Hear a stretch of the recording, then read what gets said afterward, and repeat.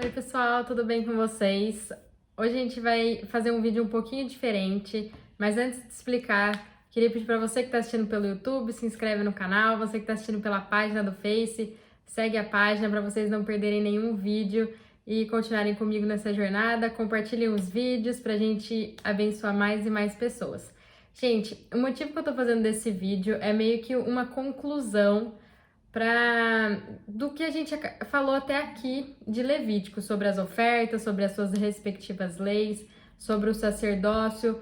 Então, porque a partir do capítulo 11 a gente vai mudar de assunto, a gente não vai mais falar sobre isso. E eu achei que tivesse uma relevância a gente fazer essa conclusão para fechar esse assunto. Lá no livro de Hebreus tem muitas referências ao livro de Levítico, principalmente a questão das ofertas e a questão do sacerdócio. Por exemplo, aqui em Levítico a gente viu muito falando sobre o sumo sacerdote. E lá, no livro de Hebreus, Paulo ele coloca Cristo como nosso sumo sacerdote.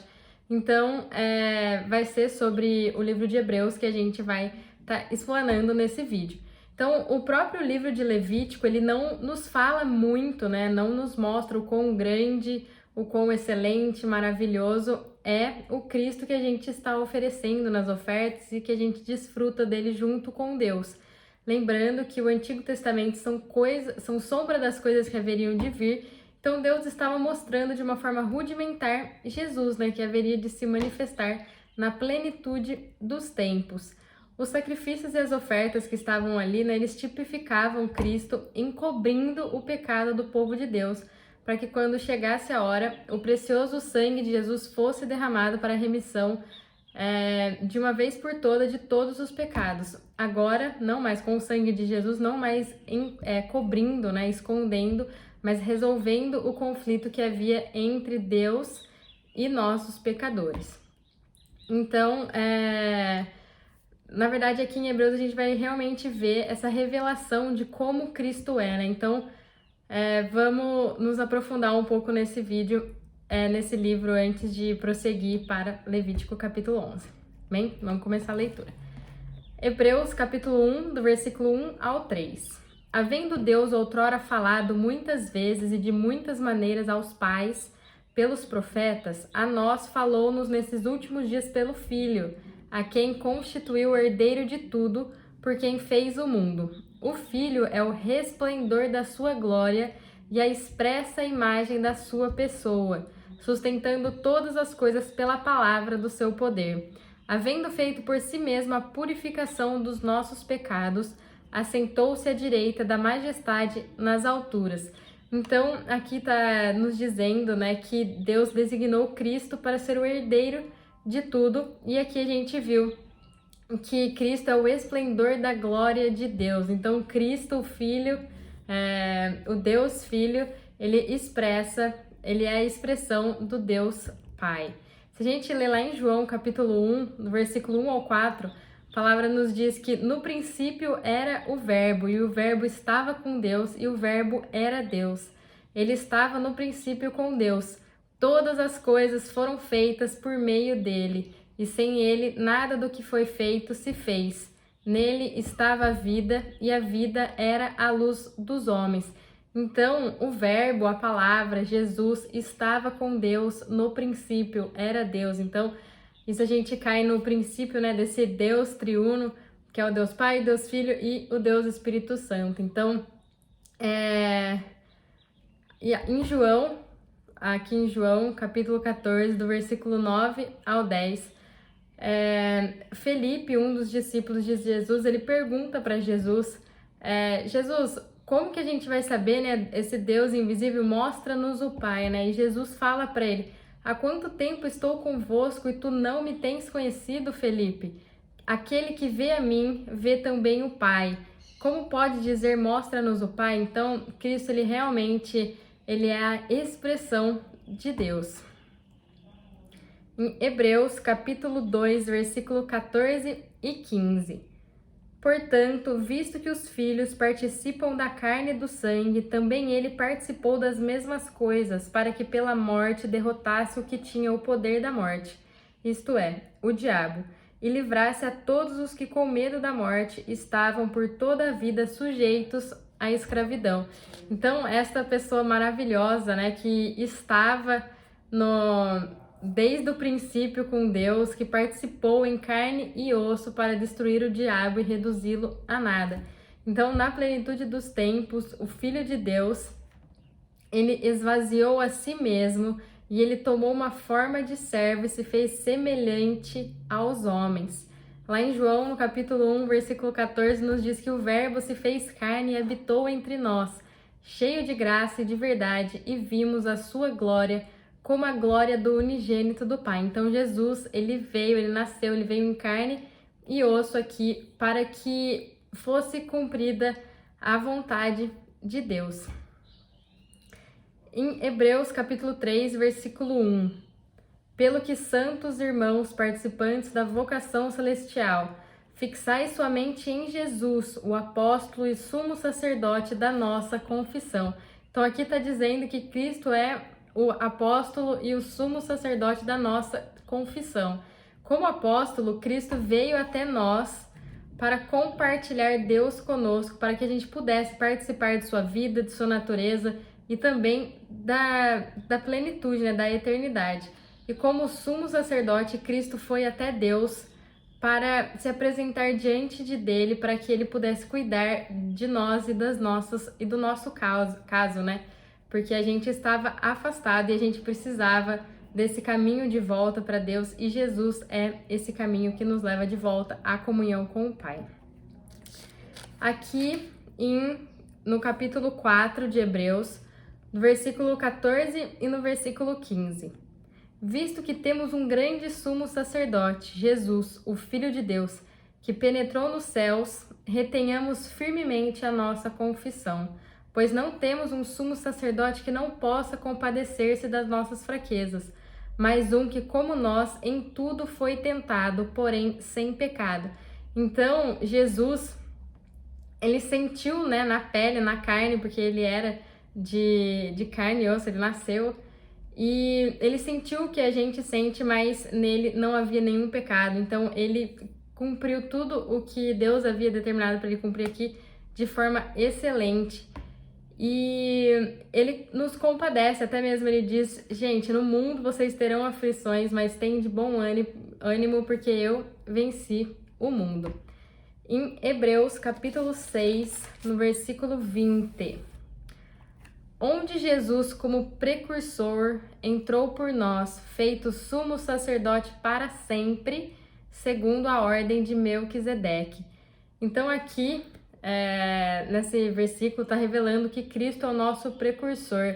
Ele foi o primeiro a passar por um mar tempestuoso e entrar, né, nesse abrigo celestial. Ele entrou, ele rasgou o véu, né, que separava o santo do lugar do santíssimo, para ser o nosso sumo sacerdote segundo a ordem de Melquisedeque. Então ele abriu um caminho para a glória de Deus, né? Ele abriu um caminho para que a gente pudesse acessar a Arca da Aliança, para que a gente pudesse acessar Deus. Hebreus capítulo 7, versículo 22. Jesus tornou-se assim a garantia de uma aliança superior. Tem outras traduções que falam tanto mais, Jesus é fiador de uma aliança melhor. Então, Cristo é a garantia dessa aliança, né? Baseado no fato de que ele é o nosso sumo sacerdote vivo e perpétuo. Hebreus, capítulo 7, no versículo 23 até o 28. Na verdade, aqueles foram feitos sacerdotes em grande número, porque pela morte foram impedidos de permanecer.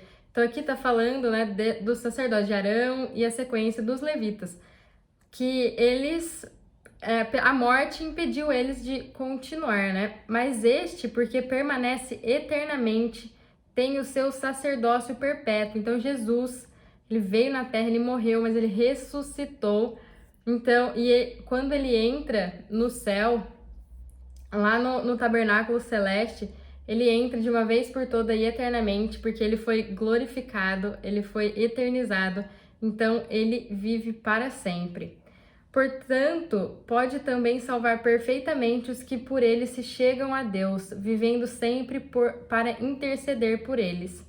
Convinha-nos tal sumo sacerdote santo, inocente, imaculado, separado dos pecadores e feito mais sublime do que os céus, que não necessitasse como os sumos sacerdotes de oferecer cada dia sacrifícios, primeiro por seus próprios pecados e depois pelos pecados do povo.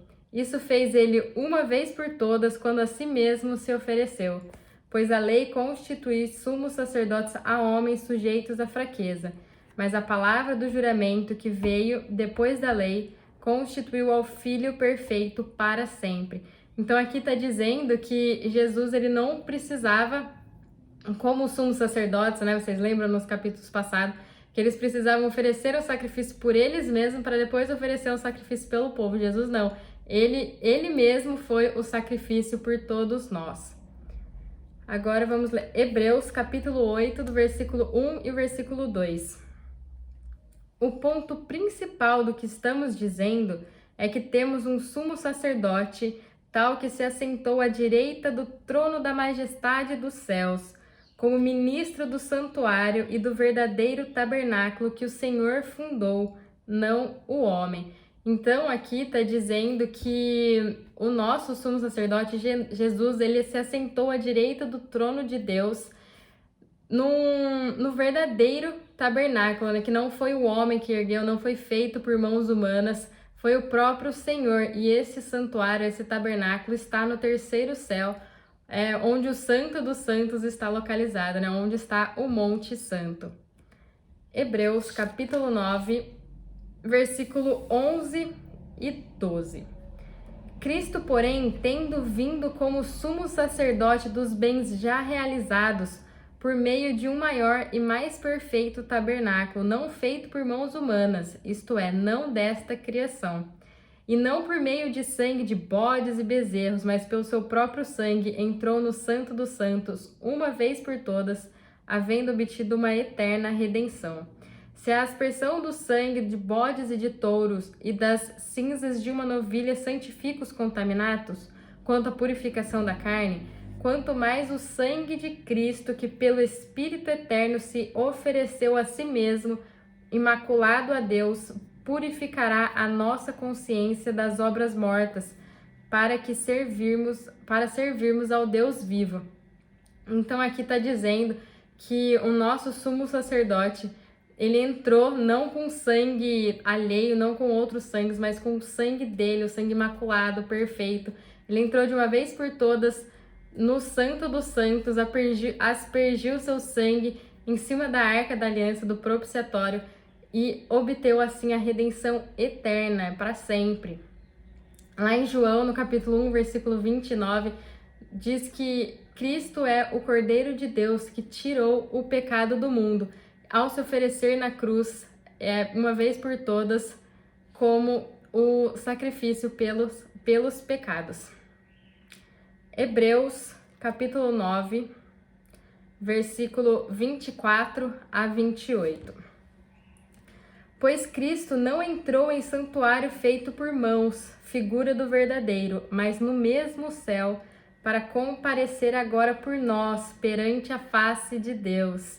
Nem também entrou para se oferecer a si mesmo, muitas vezes, como o sumo sacerdote entrava anualmente no Santo dos Santos com o sangue alheio. De outra forma, necessário lhe fora padecer muitas vezes desde a fundação do mundo, mas agora, na consumação dos séculos, uma vez por todas, se manifestou para aniquilar o pecado pelo sacrifício de si mesmo. E como aos homens está ordenado morrer uma só vez, vindo depois do juízo, assim também Cristo, oferecendo-se uma só vez para levar os pecados de muito, aparecerá pela segunda vez sem pecado aos que o esperam para a salvação. Então aqui, gente, Cristo apareceu por uma vez para tirar os nossos pecados e aparecerá uma segunda vez, né, quando a segunda vinda dele, e não estará mais relacionado ao pecado, visto que agora Cristo ele está diante de Deus, ele já removeu o pecado, os nossos pecados, né? Pelo seu próprio sangue, ele removeu os nossos pecados. Isso indica que ele é a oferta pelo pecado e que ele foi oferecido apenas uma vez. Ele foi manifestado, ele foi oferecido uma única vez para salvar os pecados de muitos. Isso aqui também indica que ele é a oferta pela culpa. Hebreus capítulo 10, versículo de 1 a 18. A lei, tendo a sombra dos bens futuros e não a imagem exata das coisas, não pode nunca, pelos mesmos sacrifícios que continuamente se oferecem de ano em ano, aperfeiçoar os que se chegam a culto. Doutra sorte, não teriam deixado de ser oferecidos? Então aqui está dizendo, se realmente fosse eficaz, você não teria que fazer ano a ano, você faria uma vez e fim. Pois tendo sido uma vez purificados ao que prestam culto, nunca mais teriam consciência de pecado. Nestes sacrifícios, porém, cada ano se faz recordação de pecados, porque é impossível que sangue de touros e de bodes tire os pecados. Pelo que, ao entrar no mundo, diz: sacrifício e oferta não quisestes, mas corpo me preparastes. Não te deleitaste em holocaustos e oferta pelo pecado. Então eu disse: aqui estou, no rolo do livro que está escrito de mim, para fazer, ó Deus, a tua vontade. Depois de dizer como acima, sacrifícios, ofertas, holocaustos e oferta pelo pecado, não quiseste, nem deles te agradastes, os quais se oferecem segundo a lei. Então acrescentou, aqui estou para fazer, ó Deus, a tua vontade. Tira o primeiro para estabelecer o segundo. Nessa vontade é que temos sido santificados pela oferta do corpo de Jesus Cristo, feita uma vez por todas. Todo sacerdote se apresenta dia após dia, ministrando e oferecendo muitas vezes os mesmos sacrifícios que nunca podem tirar pecados. Este, porém, havendo oferecido para sempre um único sacrifício pelos pecados, assentou-se à direita de Deus. Daí por diante espera que os seus inimigos sejam postos por estrado dos seus pés, porque com uma só oferta aperfeiçoou para sempre os que estão sendo santificados. O Espírito Santo também o testifica. Primeiro diz: esta é a aliança que farei com eles depois daqueles dias, diz o Senhor. Porei as minhas leis no coração deles e as escreverei na sua mente. Então acrescenta: e jamais me lembrarei dos seus pecados e das suas iniquidades. Ora, onde há perdão de pecados, não há necessidade de sacrifício pelos pecados. Gente, isso é tremendo. Vocês entenderam tudo isso? No versículo 6 e no versículo 8, gente, depois vocês peguem a Bíblia de vocês releiam tudo isso. Aqui está dizendo que Cristo ele veio, Deus não tinha mais nenhum desejo, prazer, interesse em sacrifícios de animais. Então a vinda de Cristo anulou, né, essas ofertas levíticas, porque ele, na verdade, Cristo ele foi o cumprimento dessas ofertas de Levítico. Então Deus preparou um corpo humano para Cristo, né, o Deus homem encarnado, para ser o substituto de todas as ofertas do Antigo Testamento. E ao substituir as ofertas da primeira aliança, Cristo fez a vontade de Deus, que consistia em tirar a primeira para estabelecer a segunda, e ele mesmo é a realidade dessas ofertas. Então, em Levítico, a gente vê a primeira categoria de ofertas. Em substituição a essas ofertas, Cristo é a segunda categoria, né? Ele agora é o holocausto, a oferta de cereais, a oferta pacífica, a oferta pelo pecado, a oferta pela culpa. Ele é a oferta movida, a oferta elevada, a oferta consagrada, a oferta voluntária, a oferta de ação de graças, tudo isso que a gente viu nos capítulos passados. Portanto, Deus ele não estava mais satisfeito com os sacrifícios da primeira aliança. Hoje, ele se agrada em apenas uma pessoa, Jesus Cristo. Gente, a gente lendo, né, essas palavras aqui em Hebreus, a gente consegue ver muitos aspectos, né, de Cristo que nos é revelado aqui. Ele é o sustentador, o herdeiro, o que destruiu o diabo, o sumo sacerdote, o apóstolo, o precursor, o fiador, o ministro. Ele é as ofertas. ele é o verbo, ele é a palavra, ele estava com Deus desde o princípio. Então, Cristo é a realidade de todas as coisas. Lá em Colossenses capítulo 2, versículo 16 e 17, nos diz: portanto, ninguém vos julgue pelo comer ou pelo beber, ou por causa dos dias da festa, ou de lua nova, ou de sábado. Essas são sombra das coisas futuras. A realidade, porém, encontra-se em Cristo. Gente, isso é muito lindo. Então, esse maravilhoso Cristo é a nossa porção perpétua.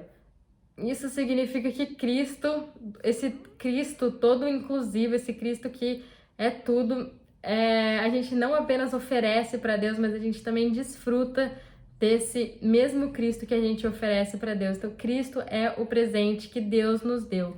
Deus amou o mundo de tal maneira que deu seu Filho unigênito. Está lá em João 3, no João 3, versículo 16. Nas ofertas, Cristo também é o presente que a gente oferece para Deus, né? Porque em hebraico a palavra oferta significa korban, que significa presente.